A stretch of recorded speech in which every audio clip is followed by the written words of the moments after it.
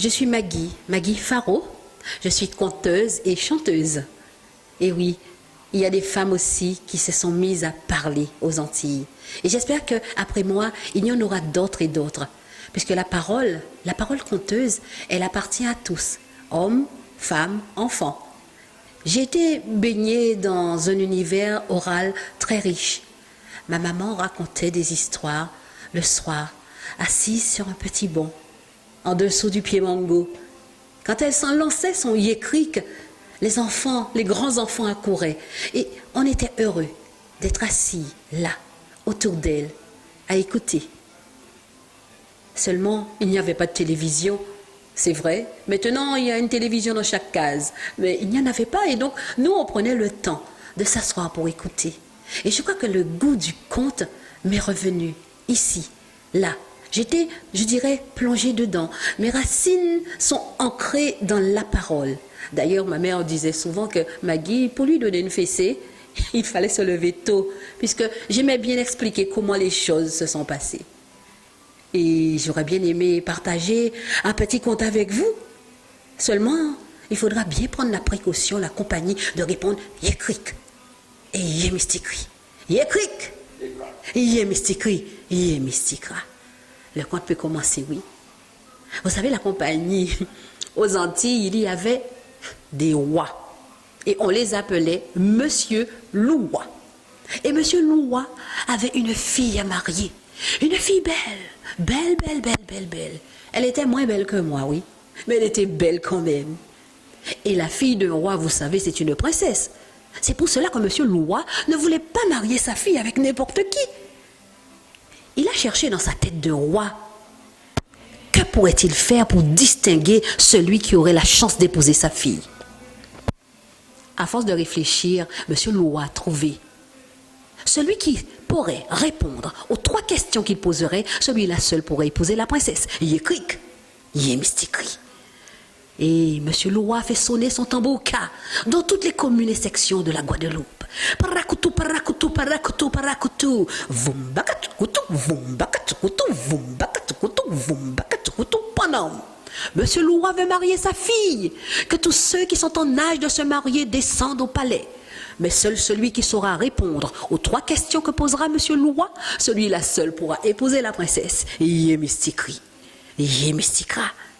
Et le son du tambourka, porté par les Champs-Élysées, est allé de morne en morne, de cocotier en cocotier, est passé au-dessus des champs de canne, et le son du tambourka a déposé la nouvelle dans une case. Une case, je vous ai dit, la compagnie. Une vieille case, oui. Une case qui branlait à tous les vents.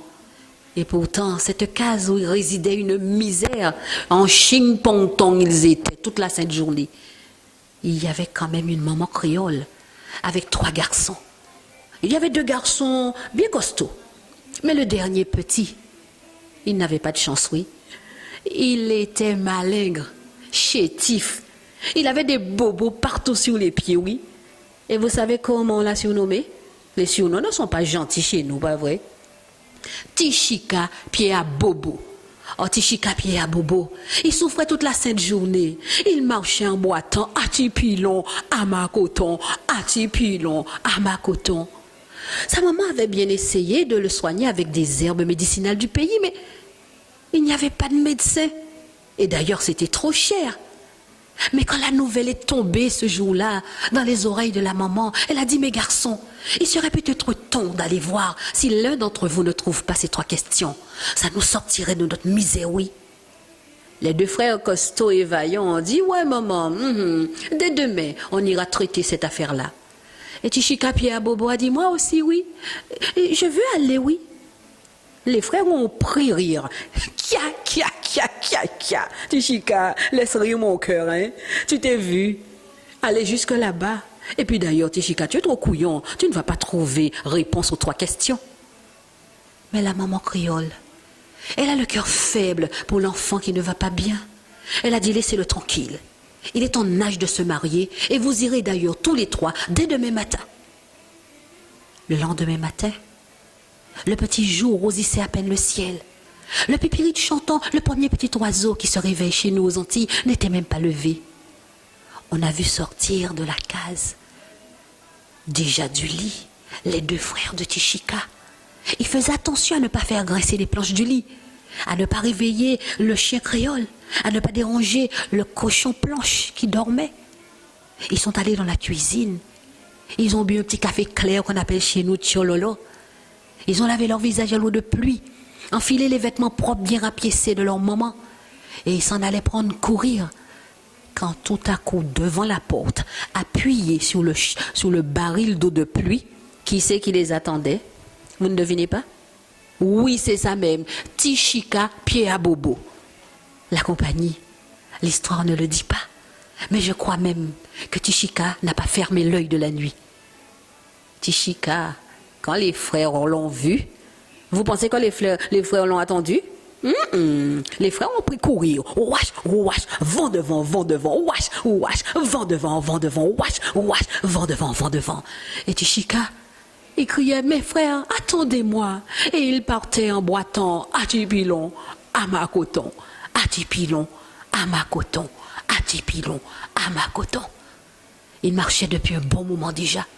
Le soleil déjà haut dans le ciel chauffait sa tête calebasse. Mais il était courageux, oui.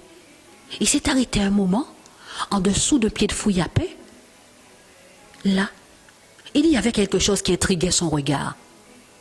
Il s'est baissé, il a pris la chose dans ses mains, l'a regardé. C'était une coquille d'œuf vide. La coquille avait été vidée de son contenu, il n'y avait ni blanc ni jaune. Mais cependant, il n'y avait pas un seul petit trou dans la coquille. Vous avez déjà vu ça, la compagnie? Moi non plus, hein? Sauf dans les contes merveilleux peut-être. Et Tichika a pris sa coquille de vide, l'a mise dans son sac en disant en créole, en caprogne, au pagin savent, on peut toujours servir à veille, ce qui veut dire, je le prends, on ne sait jamais, on peut toujours en avoir besoin. Et Tichika est parti le long du chemin en marchant et en boitant, à tipilon, à ma coton, à tipilon, à ma coton, à tipilon, à ma coton. Il marchait depuis un bon moment déjà. Le soleil déjà haut chauffait sa tête calebasse. Mais Tichika était courageux, je vous l'ai dit, la compagnie. Il s'est arrêté un moment, à l'ombre d'un pied de corps au sol. Il voit au pied quelque chose qui intrigue son regard. Il s'approche, il prend la chose dans ses mains, regarde la chose attentivement. Sans la chose, c'était un vieux caca chien sec. Le caca chien sec avait été délavé par les pluies, desséché par le soleil. Ça sentait plus rien. Tichika a pris son caca chien sec, l'a mis dans son sac en disant « En caprogne, ou pas je savent, ou peut toujours servir à veille. » Et il est reparti le long des chemins en boitant à tipilon, à ma coton, à tipilon, à ma coton, à tipilon, à ma coton. Il marchait depuis un bon moment déjà. Le soleil le faisait transpirer comme un canari de châtaigne. Mais il était courageux, je vous ai dit. Quand il a levé les yeux, il a vu se détacher dans le ciel bleu l'habitation de Monsieur Loua. Chez nous, on ne dit pas château, palais comme ça, on dit habitation à richesse. Et l'habitation de Monsieur Loua était belle, grande. Elle s'étendait longtemps à droite, longtemps à gauche. Tichika s'est approché dans l'allée d'alamanda jaune qui bordait la maison. Quand son regard a été attiré par quelque chose, il s'est approché, il a pris la chose dans ses mains. C'était un vieux clou rouillé. Il a pris son clou, l'a mis dans son sac en disant « En cas prends rien, ou pas je savent, ou peut toujours servir à veille. » Et Tichika s'est approché devant la porte de l'habitation. Les gardes qui l'ont vu s'en sont allés puisque Tichika avait un carnaval de mouches derrière ses bobos.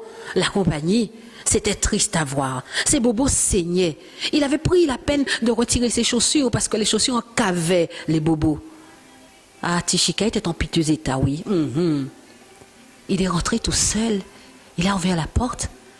À l'intérieur, c'était noir de monde. Il y avait des hommes assis, couchés, debout. Tichika s'est assis. Et il a observé ce qui se passait. Dans une pièce richement décorée, il y avait la princesse belle, ainsi que Monsieur Loua. Et c'est là que se passait le questionnement des prétendants au mariage. Les gens rentraient, ils ressortaient tristement, ils rentraient, ils ressortaient en pleurant. C'était un défilé. Ce fut au tour du premier frère de Tishika. Vous souvenez-vous comment ils étaient, les frères de Tishika? Ouais, vaillants et costauds. Le premier frère est rentré comme un vaillant. Il est ressorti en pleurant. On n'a pas trouvé rien. Ce fut au tour du deuxième frère. Même chose.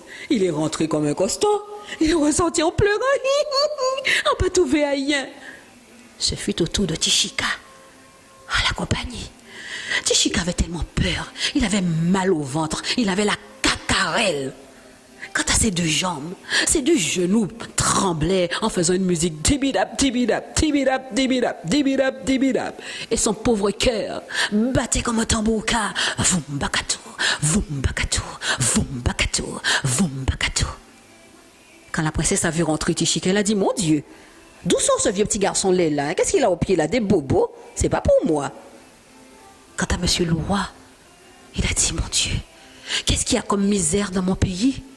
Pourtant, ce petit garçon, il n'est pas laid, mais qu'est-ce que la misère le rend laid, le défigure? Il a pris la peine d'asseoir Tishika dans un grand fauteuil. Le fauteuil était grand, il avalait Tishika. Monsieur le roi a vu que Tishika avait peur. Il a essayé d'adoucir sa voix de roi. Monsieur Tishika, j'ai soif. Je voudrais boire dans quelque chose dans lequel personne n'a bu avant moi. Pouvez-vous me proposer cette chose? Et Tishika a sorti la coquille de vide et a dit, à votre santé, monsieur le roi. La princesse a dit, aïe, aïe, aïe, il a trouvé quelque chose. Les servantes ont dit, mais non, il a trouvé ça par hasard. Monsieur Tishika, j'ai faim. Je voudrais manger de quelque chose que personne n'a mangé avant moi. Pourriez-vous me proposer cette chose? Et Tishika a sorti de son sac le caca chien sec. Oui, la compagnie. Et la princesse est tombée blocoto dans un coin. Elle a pris le parti de s'évanouir. Et quand on l'a réveillée, elle disait, papa, pitié, je ne veux pas épouser ce vieux petit garçon, il est laid, il a des bobos, il est pauvre. Mais vous le savez bien, la compagnie, un roi, ça n'a qu'une parole. Et monsieur le roi a continué. Monsieur Tishika, la cheminée de mon usine à canne à sucre fume. Je perds de l'énergie et de l'argent. Auriez-vous une solution? Et Tishika a sorti de son sac le clou rouillé et a dit, monsieur le roi, je crois que votre cheminée a perdu son clou. La princesse est retombée blocoto dans un coin.